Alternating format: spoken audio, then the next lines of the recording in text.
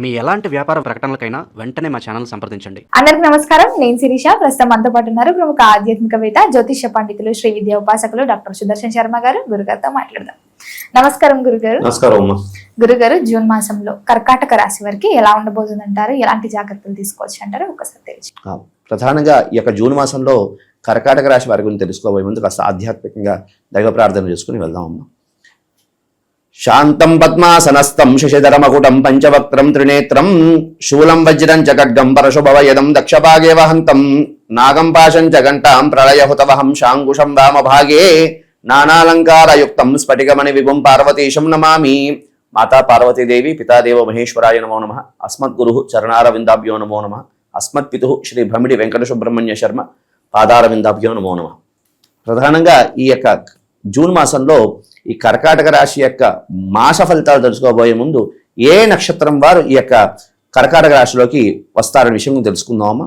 ప్రధానంగా పునర్వసు నక్షత్రం 4వ పాదం, అదేవిధంగా పుష్యమి 1, 2, 3, 4 పాదాలు, అదేవిధంగా ఆశ్లేష నక్షత్రం 1, 2, 3, 4 పాదాల వారు ఈ యొక్క కర్కాటక రాశిలోకి వస్తారమ్మా. అయితే ప్రధానంగా ఈ కర్కాటక రాశి వారి యొక్క గ్రహ సంచారాన్ని తీసుకుంటే ప్రధానంగా ద్వితీయంలో కేతు సంచారం, అదేవిధంగా అష్టమంలో రాహు సంచారం, అదేవిధంగా భాగ్యంలో శని సంచారం, అదేవిధంగా ఈ జూన్ 2వ తేదీన గురు అనేవాడు జన్మంలోకి ప్రవేశిస్తున్నాడు. అంటే మిథున రాశి నుండి కర్కాటక రాశికి ప్రవేశిస్తున్నాడు. కారణం చేత కర్కాటక రాశి వారికి చాలా విశేషమైనటువంటి ఫలితాలు కలగడానికి అవకాశం ఉన్నది. ఎందుకు అంటే ప్రధానంగా మనకి జ్యోతిష్ శాస్త్రం కూడా చెప్తుంది ఏమిటయ్యా అంటే, గ్రహాలన్నీ వ్యతిరేకంగా ఉన్నప్పటికీ 8 గ్రహాలు, గురువు యొక్క గ్రహం బాగుండి 8 గ్రహాలు వ్యతిరేకంగా ఉన్నప్పటికీ కూడా గురువు యొక్క గ్రహం బాగుంటే ఆ యొక్క జీవి, ఆ యొక్క మనిషి తాలూకు లైఫ్ బాగుంటుంది అని. అంటే గురుగ్రహం, గురుబలం గట్టిగా ఉంటే 8 గ్రహాలు వ్యతిరేకంగా ఉన్నప్పటికీ కూడా ఆ గ్రహస్థితి బాగుంటుంది అని మనకి జ్యోతిష్ శాస్త్రం కూడా తెలియజేస్తున్నది. అయితే ఈ కర్కాటక రాశికి ఇక గురు సంచారం జన్మరాశిలో సంచారం చేయడం ద్వారా ఈ కర్కాటక రాశి వారికి ఉత్తమమైనటువంటి ఫలితాలు కలగడానికి అవకాశం ఉంది. అయితే ద్వితీయ స్థానంలో కేతు సంచారం, అష్టమంలో రాహు సంచారం వల్ల కాస్త ఆరోగ్యరీత్యా ఇబ్బందులు పడే అవకాశం, అదేవిధంగా వాహనాలు నడిపేటప్పుడు కాస్త ప్రమాదాల నుండి వాహనాలు నడిపేటప్పుడు కాస్త జాగ్రత్తలు తీసుకోవడం అనేది ప్రధానమైనటువంటి సూచన. అదేవిధంగా వీరికి ఆర్థిక ఇబ్బందుల్లో కాస్త జాగ్రత్తలు తీసుకోవాలి. ఇప్పటి నుంచే సేవింగ్స్ అనేది ప్రారంభం చేసుకోవడం ద్వారా వీళ్ళు ఉత్తమమైనటువంటి ఫలితాలు కలగడానికి అవకాశం అనేది ఉంది. మరి విద్యార్థులకు ఎలా ఉంటుందంటారు ఈ మాసంలో? విద్యార్థులకి కూడా కాస్త గడ్డుకాలం అని చెప్పుకోవచ్చు.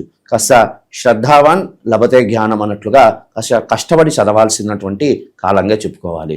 ఎందుకంటే గ్రహ సంచారం అంత అనుకూలంగా లేకపోవడం, అంటే గురువు ఇప్పుడిప్పుడు ఇంకా జూన్ 2వ తేదీన ప్రారంభం అవుతున్నాడు కాబట్టి ఆ గురుబలం వల్ల కొంతవరకు అంటే ఫలితం ఉన్నప్పటికీ కష్టపడాలి. కష్టపడకుండా ఫలితం అనేది లభించదు కదా. కష్టవాన్ లభతే జ్ఞానం, శ్రద్ధావాన్ లభతే జ్ఞానం కష్టే ఫలే అన్నట్లుగా కష్టపడితే కానీ ఫలితం అనేది రాదు.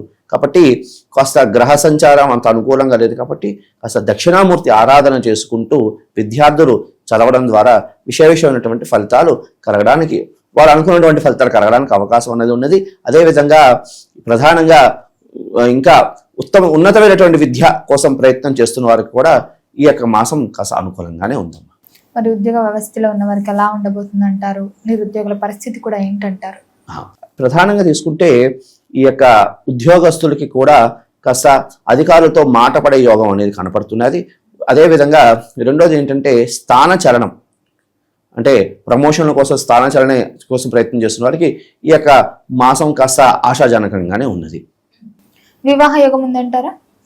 ప్రధానంగా కర్కాటక రాశిలోకి గురు సంచారం వల్ల ఎన్నాళ్ళ నుంచో వివాహ కోసం ప్రయత్నం చేస్తున్న వాళ్ళకి శుభవార్త వినే యోగం అయితే కనపడుతున్నదమ్మా. అదేవిధంగా ఈ యొక్క ప్రేమ వ్యవహారాల్లో కూడా ఈ కర్కాటక రాశి వాళ్ళు విజయం సాధించడానికి అవకాశం అనేది ఉన్నది. ఎందుకంటే గురు సంచారం అంత విశేషమైనటువంటి ఫలితాలు సంచారం ద్వారా విశేషమైనటువంటి ఫలితాలు కలగడానికి అవకాశం అనేది ఉన్నది. అదేవిధంగా సంతాన నిమిత్తార్థం ఎన్నాళ్ళ నుంచో కూడా సంతానం కోసం ప్రయత్నం చేస్తున్న వాళ్ళకి ఈ యొక్క మాసం చాలా మంచి ఫలితాలు కలగడానికి అవకాశం అనేది ఉన్నది. అదేవిధంగా ఈ సంతాన నిమిత్తార్థం ప్రయత్నం చేస్తున్న వారికి ఖచ్చితంగా సంతానం కలిగే యోగం కూడా సూచిస్తున్నారు. మరి కుటుంబ వాతావరణం కూడా ఎలా ఉంటుందంటారు? ప్రధానంగా ఈ యొక్క కుటుంబం వాతావరణం కూడా చాలా ఆహ్లాదకరంగా బాగుండడానికి అవకాశం అనేది ఉన్నది. ఎందుకంటే గురు సంచారం వల్ల కాస్త విశేషంగా ఉత్తమమైనటువంటి అంత ఆనందకరమైనటువంటి వాతావరణం, ఎందుకంటే అంత శుభకార్యాలన్నీ జరగడానికి అవకాశం ఉంటుంది కాబట్టి ఉత్తమమైనటువంటి వాతావరణం, ఆహ్లాదకరమైనటువంటి వాతావరణం కలగడానికి అవకాశం అనేది ఉన్నది. అదేవిధంగా ఎన్నాళ్ళ నుండో కాస్త విడిపోయినటువంటి దంపతులు కూడా కలిసే యోగం కూడా కనపడుతున్నది. అదేవిధంగా ప్రధానంగా ఈ యొక్క జూన్ మాసంలో కర్కాటక రాశి వారికి ఎన్నాళ్ళ నుంచి సొంతింటి కళ అనేది ఒకటి ఉంటుంది. ప్రతి వారికి కూడా సొంతింటి కళ అనేది ఒకటి ఉంటుంది కదమ్మా. సో సొంతింటి కళ కోసం అంటే గృహయోగం కోసం ప్రయత్నం చేస్తున్న వారికి గృహయోగం కూడా కనపడుతున్నదమ్మా.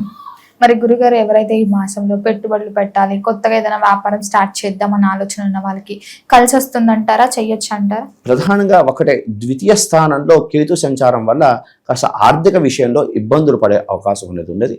కాస్త ఆచితూచి ఆర్థిక విషయంలో ఆచితూచి వ్యవహారాలు వేయడం ద్వారా ఆ యొక్క ఆర్థిక ఇబ్బందుల నుండి కాస్త బయటపడడానికి అవకాశం ఉంది. మరి ఆరోగ్యపరంగా కూడా ఎలా ఉంటుందంటారు వీరికి? ప్రధానంగా తీసుకుంటే అష్టమ స్థానంలో రాహు సంచారం వల్ల కాస్త ఆరోగ్య విషయంలో కాస్త జాగ్రత్తలు తీసుకోవాలి. కాస్త ఉదాహరణకి కడుపు నొప్పే కదా అని తీసుకోకూడదు. వెంటనే వైద్య సలహా తీసుకోవడం, వైద్యుని సంప్రదించడం ద్వారా వీరు ఆరోగ్య సంబంధమైనటువంటి వ్యవహారాల నుండి బయటపడడానికి అవకాశం ఉన్నది.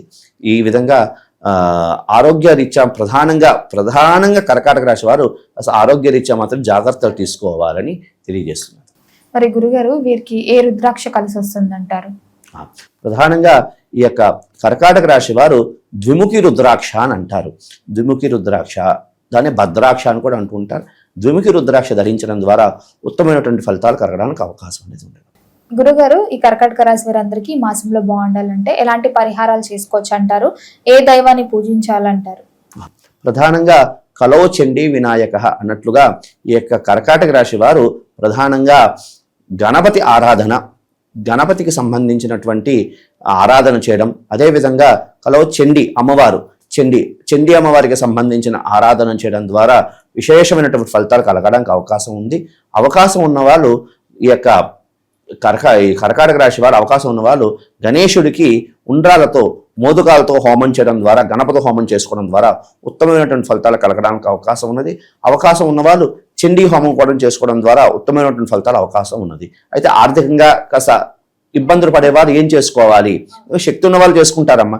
శక్తి లేని వాళ్ళు ఏం చేసుకోవాలి అంటే కాస్త బుధవారం గణపతికి గరికతో గకార గణపతి అష్టోత్తరం చేసుకోవడం, అదేవిధంగా శుక్రవారం రాహుకాలంలో అమ్మవారికి కుంకుమార్చన చేసుకోవడం ద్వారా ఉత్తమమైనటువంటి ఫలితాలు కలగడానికి అవకాశం ఉంది. మరి వీరికి ఏ రోజులు కలిసి వస్తాయి అంటారు? ఏ రంగు కూడా కలిసి వస్తుంది?